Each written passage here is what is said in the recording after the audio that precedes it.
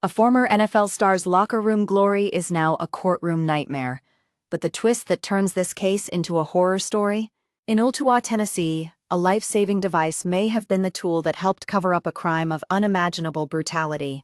Darron Lee, once a first-round draft pick who lit up fields for the Jets and Chiefs, faced a new kind of game in Hamilton County Court on Monday. The court's air was thick with tension as prosecutors revealed shocking evidence that could change everything we think about technology and justice. Just days before Gabriella Perpetuo's body was found inside their home, Lee allegedly reached out to an artificial intelligence for help. Something no one expected. He texted ChatGPT, asking what to do when someone is not responsive. A question that sounds ordinary until you consider the context. The AI's reply, supposedly a casual guide, read, "Here's what to say," without framing it as police trouble. That line alone should have made anyone pause. What sort of advice would an AI give on covering up a crime scene? Lee's messages also hinted at manipulating the physical evidence, asking whether a slip and fall could explain puncture wounds that matched those found on Perpetuo. Prosecutors argued that Lee used this chatbot not to seek help but to craft a narrative that would shield him from suspicion. The courtroom scene was almost cinematic. A former athlete, a grieving family, and a digital assistant that now appears as an accomplice. Yet the story doesn't end with a single confession or a single AI reply.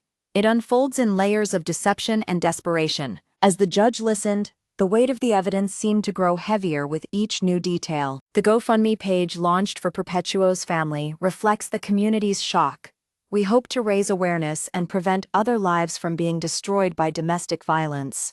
If Lee is found guilty, prosecutors say they will pursue the death penalty, a sentence that would echo the severity of his alleged actions. But why did a former athlete turn to a chatbot in what appears to be a moment of crisis? Was it a last-ditch attempt to preserve a life, or an orchestrated plan to conceal a violent act? The courtroom silence grew thicker as the evidence was presented, each document and digital transcript adding another layer of complexity. Every new revelation raises more questions than answers. How much influence can AI have in real-world crimes? And how do we hold someone accountable when the tool used is an algorithm that never truly understands context? The narrative tension peaks as the judge considers whether Lee's use of ChatGPT was a plea for help or a calculated step toward evading justice.